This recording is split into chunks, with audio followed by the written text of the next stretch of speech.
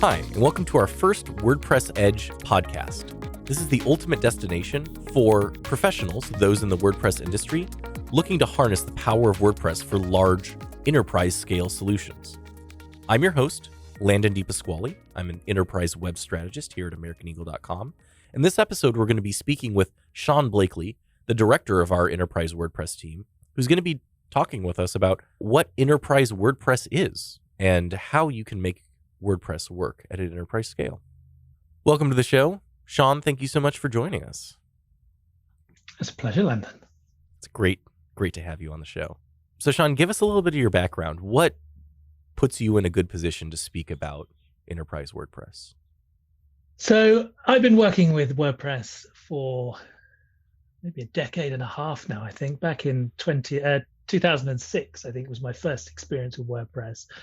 And even then, it was an extraordinary platform. So I remember the problem that I was trying to solve. I was working with relatively small clients, and they were trying to create sites, but they weren't technically accomplished. And so they were looking for an easy way for them to sort of create content to put into their websites. And this is where I kind of discovered my first experience of WordPress, which was really solving that problem, to be creating an interface which wasn't dissimilar to kind of Word documents at the time, but really was that shallow learning curve to enable people who, and remember, like this is, what's this, a decade and a half ago, the internet was a more intimidating place. It was less kind of user friendly then. There was lots of technologists, and technologists kind of dominated the environment, and so it could be very intimidating to non-technology or technologist kind of people. And so that's really was the first problem that WordPress enabled me to help my clients kind of overcome, was putting content into technical sites, to really be a true content management system. And then it's really been an amazing journey since then. So in that kind of decade and a half, I've grown with WordPress. As WordPress has scaled, it's changed from really being what was primarily a blogging platform into a more of a kind of fully featured content management system. I remember when custom post types came in, which was a real game changer in terms of WordPress. It was no longer orientated simply towards posts, but you could have posts and pages. You could suddenly have things like events. This was a real game changer. And you could have things like the concept of people, the concept of sort of other content types and other stories that you could tell within WordPress. And this was incredibly enabling in terms of how the platform could be used. And then, of course, in more recent times, as the API came in, the RESTful API really enabled us to start changing and evolving the way that WordPress could be utilized, the adaptability, the flexibility of the integrations that we could bring into WordPress. And really it came to, I think, maybe 5 or 6 years ago, was maybe a little longer, maybe within the last decade or so. I think enterprise organizations, that's kind of large organizations that maybe have a large ecosystem of technology, a large stack that they need to be mindful of and maintain. Well, WordPress started to creep into that stack. So maybe in the first instance, it would be a kind of marketing, microsites. Maybe the marketing team are doing sort of campaign-driven sites. And so WordPress is kind of like sneaking into the technology stack that way. But sometimes, like increasingly, WordPress is being used as the core platform, and WordPress is being kind of leaned into. And really, I've been incredibly lucky to be on that journey, to really be sort of riding alongside WordPress, to be scaling and growing with WordPress, to grow and scale my experience as I've been working alongside the growth within WordPress and been on that same trajectory. And really, it's sort of bringing us to the current day where we've got this extraordinary platform now that has a world-class, and I would suggest second to none, and maybe Landon will have a chance to talk about this in a moment, in terms of the editing experience. It truly is an extraordinary platform now, but also in terms of its flexibility around integrations. The thinking about the kind of ecosystem we have as an enterprise organization with our CRM integration, we've invariably got some tech legacy systems in terms of our backend. We might have multiple CMSs, so we might also need to look at integrating with a Sitecore instance or a Sitefinity and so on. And WordPress can flex to all of these different areas. It's an extraordinary platform. And really in today's sort of industry, today's marketplace, it really does. It's second to none in terms of the flexibility and the possibilities that WordPress has to offer. I'm genuinely surprised when organizations don't put WordPress at the front of their platform selection and work away from WordPress in terms of questioning what WordPress can't fulfill. To me, that's now the position that WordPress has in the marketplace. It should be the default platform selection. And that might seem like a very strong statement. Like, why would you say that WordPress needs to be the default selection? But I think what we've seen is that given the amount of market share that WordPress has on the web, what are we up to? 42% of the web is WordPress now? Something crazy like that? It's fluctuating as we're measuring those numbers in slightly different ways. But yes, I mean, it's of that magnitude. So the fact that the vast majority, not of a like 50% majority, but if you were to compare that to every other platform, it outshines literally every other platform. That's a huge thing. And I think to Sean's point, that's exactly why WordPress should be your default starting option, because it is out there. It is incredibly commonly used. Everyone knows it. And it is being used in enterprise settings. There are really large organizations that are making WordPress work for them. And so I guess the question is, Sean, when we talk about WordPress at an enterprise level, what is enterprise WordPress? What sets enterprise WordPress apart from just regular WordPress or other enterprise solutions? I'll come back to a point you just made, actually, before I move on to that, because it kind of folds into the same piece. So whilst we're looking at sort of 43% of the web are using WordPress in some way or another, that's a very diverse marketplace. Like, that's a very diverse usage. And in fact, you will probably look at a high percentage of that will be simple sites, simple bloggers, simple implementations. There won't be much complexity there. And so the commonality of WordPress isn't necessarily one of its strengths, other than two things I would suggest. So one is that it is the most security examined piece of software in the world. So it's constantly under examination, constantly both under attack in terms of negative players within the space, but also the incredible vigilance that we have in terms of the core security team and other security services are constantly monitoring WordPress and security within WordPress. I think now the WordPress security in terms of the core of WordPress is second to none, because it's under such scrutiny, such constant scrutiny. And so that's one of the benefits of being so ubiquitous in terms of the CMS sort of market. And I would say the second is the availability of resource. If you've ever run a large enterprise build, a sort of digital transformation or digital build in kind of any platform outside of WordPress, you'll know that it can be very challenging, particularly if you've tried it without an external agency partner. It can be very challenging to find those skills in the marketplace, and often you don't know how good those skills are until you're halfway through the implementation, halfway through the build. Sometimes you don't know until after it's gone live that maybe legacy implementations or legacy strategies have been used, and then suddenly you're on a deprecation path, or your implementation is being sunsetted, and yet what have you done? You've tried to make the right choices, and you've tried to get the right individuals sort of involved. And so I think this is one of the great strengths of WordPress Enterprise, is that availability of resource.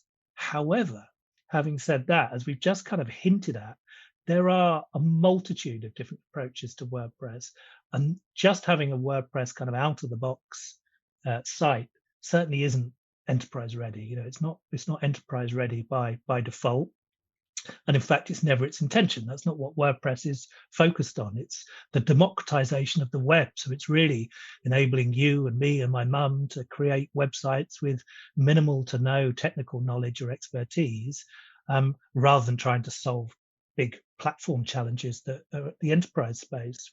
And so for WordPress at Enterprise, it is a different undertaking.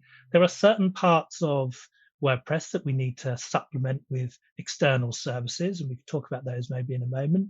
There are certain areas of WordPress that maybe we focus on more and we kind of improve. There are certain areas that we need to manage in ways that maybe aren't so relevant to smaller to smaller organizations or smaller implementations.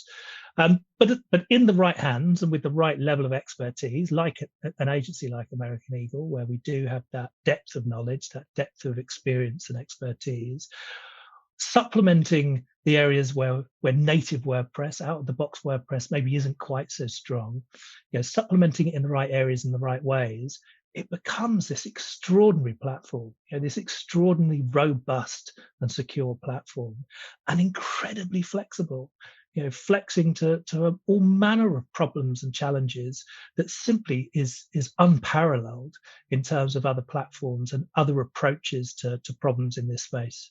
And while this is not the definition of an enterprise build, I would suggest that flexibility in an enterprise stack is absolutely essential. And that to the extent that your platform is inflexible, you're going to struggle with solving enterprise level problems. I think you're exactly right. I mean, let's pause for a moment to think about the reality of a digital project. And sometimes you have the luxury of deciding your own timelines. So you may decide as an organization that you need to re-platform your digital ecosystem, and you can plan that out maybe 1, 2, 3 years in the planning with the various participants and practitioners across the agency, the marketing team involved, and the technical team, and all manner of other members of your organization. But of course, that's not always the luxury that we get. Sometimes we're forced into replatforming. Now, that might be that the previous build is being deprecated. Maybe we've got a reliance on an old version of a platform that is no longer being supported. So suddenly we've got a ticking time bomb. Like suddenly the clock is ticking, and we've got 6 months, 12 months, sort of license, sort of lead up time where we have to replatform. We've got no choice. And we work with clients in all manner of different situations. Sometimes it's been a proactive choice as they have identified business opportunities. They see an ROI opportunity and they're wanting to re-platform to utilize those new business opportunities. But also we work with organizations which have been forced into a re-platforming, that they've maybe through the deprecation of their current solution, they've reviewed sort of continuing with that platform, and are then looking at re-platforming at different opportunities, at different solutions in the marketplace. And these were all fascinating conversations, and particularly when an organization maybe hasn't had the time to plan their implementation, the time to plan their new architecture, because this is where we can help out hugely, because with the depth of experience that we have, having helped many organizations through these digital transformations, through these re-platforming challenges, this is really where we can bring industry best practice to bear. We can, we don't have to reinvent the wheel every time. We can stand on the shoulders of giants and implement best practice that's already been established. And of course, in our unique position within the agency space, we know what that best practice is. We've implemented that best practice. And so I think for me, that kind of starts to reduce the risk within the agencies, within the organization. It starts to reduce the stress, really, that kind of friction of introducing and that open-ended question of where do we go? Which way do we go? Where do we take this digital project? And sometimes, it can be paralyzing, the paralysis of choice for an organization, particularly when there are big decisions to be made. One thing that I would, it's often as we have these conversations, replatforming, and sometimes replatforming to WordPress, it can be, there are certain things that you need to be overcome, maybe in terms of existing assumptions within the organization. Maybe a CTO is resistant to WordPress. They haven't gone on they're not aware of the changes within WordPress that maybe we were talking about at the top of this conversation, Landon. Maybe we've got a resistant marketer who's had a bad experience within WordPress. And again, I think it's really important to be transparent about these things. It's really important to be communicative about these things. And to me, the very best projects are when we become a true partner with the enterprise organization, where we're really helping them to win the hearts and minds internally, where we have potential misalignment internally within the organization about platform selection. we're there to help, and we can really help sort of smooth over those discussions. And that's also, a reality that we face: resistance internally, and maybe misalignment as we look at platform selection, particularly when we're looking to re-platform, and taking on the challenges of a re-platforming build. I think what you said there sparked a few things for me. So I think the first one is when we think about what enterprise WordPress is, at its core, it is the flexibility of WordPress and the editing experience of WordPress and the ease of getting content onto the web that WordPress is built around, alongside the ability for WordPress to act as either the core or a very important part of your entire enterprise stack, right? It has the ability to integrate with, talk to, connect itself to a whole host of systems that an enterprise may need. So when we talk about enterprise WordPress, what we're talking about is WordPress not as just a CMS or just a blogging platform or even just a web building platform, but as a integral core part of the entire technology stack. So that's what comes to mind when you talk about that, Sean. But the other piece that you mentioned, which is what does it look like for a team to do enterprise WordPress? You brought up the point that with that experience of having done enterprise WordPress, you're not reinventing the wheel every time. And I think that's a really important point because not everyone has done enterprise WordPress and not everyone is poised to do enterprise WordPress. And I think finding the right partner that can help you build enterprise WordPress at scale is going to be essential for the success of whatever digital project you're undertaking. Yes, I think you're exactly right, and it is, and that's true of any platform, but particularly with WordPress because it's such a diverse market. Because there is the potential to, pick a smaller, maybe a boutique agency that superficially seems like they build great WordPress sites, Yeah, and with that Sitecore or might be the case. Sitefinity, you're going to get someone who's done an enterprise build before, right? But that's not necessarily the case with WordPress.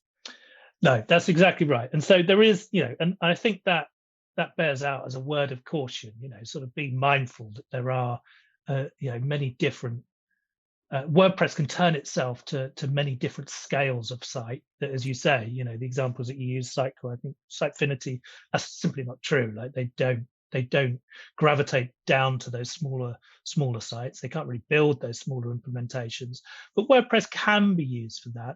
But of course, as we're talking about, it can also be used for the larger enterprise implementations. And there's two things that I would bring out really that I think sort of show WordPress at its best in terms of using it as an implementation. So when we think about enterprise, true enterprise implementation, essentially what we're building are platforms. Like we are building a custom platform for your organization with the many specific integrations. Some might be very standard in terms of, let's say, Salesforce and HubSpot maybe, and some may be more unusual in terms of a kind of legacy custom system that you have, or a middleware, or some other kind of system that you require. And so, there is a commonality here where there's enterprise architecture that, almost irrespective of what platform you choose, there are kind of standard best practices in terms of architecture at this scale, architecture in terms of integrations. Now, the beauty of WordPress is that it doesn't get in the way of this implementation. It's not opinionated. So where you may have, and I don't want to pick out any particular platform, but where a certain platform may have an existing integration with Salesforce or some other platform, but it's kind of brittle. So you have to work within the restrictions of whatever configuration exists with that integration. And if you move outside it, it's a huge undertaking and a huge investment and a huge extra development for your team within that platform. Well, WordPress tends not to be that brittle. So it's much more flexible. So, we can have those integrations, but we can also, reconfigure, we can change those integrations with those platforms in a much more expedient and efficient way than other platforms. So that would be the first. And I think the second is that editorial experience. We are, as WordPress enterprise engineers, we're able to prioritize that editorial experience. So no longer is it, like a great form that you need to fill in the back end of the CMS. So you're putting in, all manner of fields and, selecting drop downs and so on. And then you press publish, and there's a kind of leap of faith as it's reconstructed onto the front end to actually be the data that's displayed to your customers or to your end users. And that might be, a beautiful display, but the editorial experience to get there has been pretty woeful. It's been a form or at least a broken experience. Modern WordPress is light years ahead of that. Modern WordPress is a WYSIWYG experience, and I'll caveat this in a moment. But WordPress is a WYSIWYG experience. So really, as an editor creating editorial content, so things like articles, things like pages, maybe events, all manner of things that you would deem as editorial content. You've got this flexible WYSIWYG editor. What you see in the back end is what your end users will see on the front end. And that really is an extraordinary paradigm shift where we can start to see, and in fact, Landon, we do see this with our enterprise clients. We see them starting to become more ambitious in terms of the diversity of content that they create. We see enrichment in terms of that content, but also when we start to think about the potential monetization, the ROI of this implementation or this approach to implementation, when you start to think about the e-commerce flow, when you start to think about your conversion paths, your conversion journeys, and being able to refine that, be able to run A/B tests to validate some of your assumptions maybe as an organization, and you start to get data back, to get that virtuous cycle of data back as you can start to make incremental improvements. Well, again, WordPress is extraordinarily flexible there.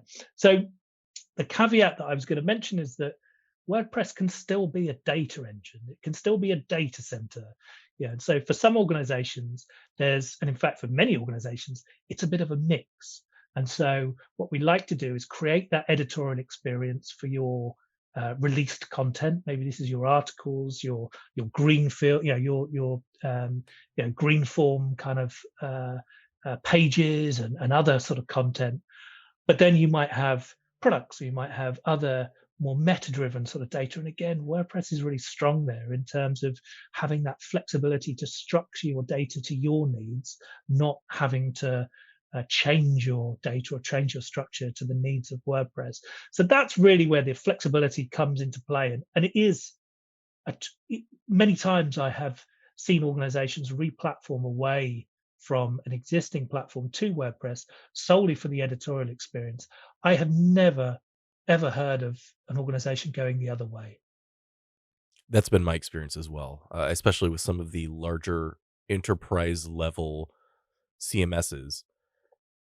The experience for marketers or other people that need to push out content is not great. And you might ask yourself, okay, well, why does that matter, right? Why does it matter if you've got a 10-page form that's like filling out your taxes every time you want to build a page? And the reason for that is when you have a easy, cooperative editing experience, it puts you in a position where your marketers can do more. They can get more content out. And that's almost always the limiting factor on websites, is the amount of content, new content that a marketing team can push out to keep the site fresh and up to date and aligned with where the business is. And if something changes tomorrow and it needs to be updated, going through a 10-page form is pretty miserable compared to the standard editing experience. We call it Gutenberg on WordPress. And I think someone has been fond of saying that Gutenberg is the best editing experience on the web right now. I'm not sure who that was, but I think it is. The block editor, as we like to call it now. But yes, the block editor is great. Right. I mean, coming back to that point, Landon, the success of many implementations is about trying to reduce that friction to a success point. And if we think of our e-commerce, think of stores, we're forever trying to reduce the friction to hit those conversions. As we try and get users to enter the funnel, we're reducing that friction to move them seamlessly through our buying sort of process. You can think of the editorial experience in exactly the same way. As if we have this 10-page form that's like filling in your taxes, that's a huge friction point. Who wants to fill in their taxes? And so, marketers will reluctantly move into the CMS. They won't be telling your business story. They won't be creating the narrative around your products, around your organization, around the messaging that you want to create to your end users, because the friction is so high. And so utilizing something like WordPress, and as you say, Landon, that Gutenberg, the block editor, is how we implement this WYSIWYG experience. But this is now such a low friction point that we're seeing enriched narratives from organizations. We're seeing an increased output in terms of their messaging to their end users, their content, that's put in front of their end users. And incidentally, as an omni-channel platform, so starting to think about WordPress, powering much of your comms across multiple channels, again, it's in a really strong position to be kind of core to your omni-channel approach. And I think that's where, again, in the right hands, it's got to be built by the right team. It's got to be built with these kind of challenges in mind, these enterprise challenges in mind, but then equally with the right training and documentation for empowering an internal team, the marketing team or another sort of internal team, to really utilize this to its full potential. The ROI on this kind of approach is extraordinary. I mean, this really is world-class implementations. So Sean, to that end, to kind of wrap up and put a bow on all of this, I actually want to end on an area that you maybe won't hear from a lot of WordPress folks or a lot of enterprise WordPress folks, which is, what are some of those areas that WordPress doesn't do well at scale or needs a little bit of support from a third party to do well at enterprise level? So there's a few areas that we try and prop up WordPress. We try and improve WordPress, and we wouldn't consider using the native implementation. A good example of this maybe is search. So native WordPress search is trying to solve the problems of the 43%. Is probably a good way of thinking about it. But as a larger organization, you're likely to have a larger data set, or even just higher expectations in terms of the user experience interfacing with your search. And so this is where we bring in external search partners. We would use a kind of a SaaS product or a microservice to bring in and integrate seamlessly with WordPress, maybe Elasticsearch, maybe some other search service that's out there in the wild.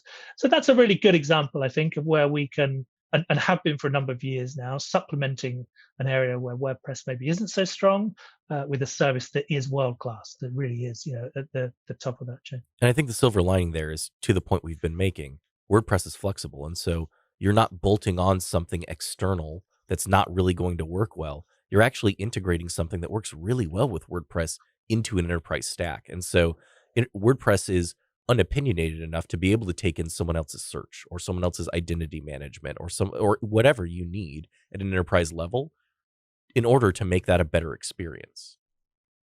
Exactly that. And I think another good example of that is a DAM, where you're dealing with assets, media assets. Now, again, WordPress can do this. It has its own media library and interface for working with media library.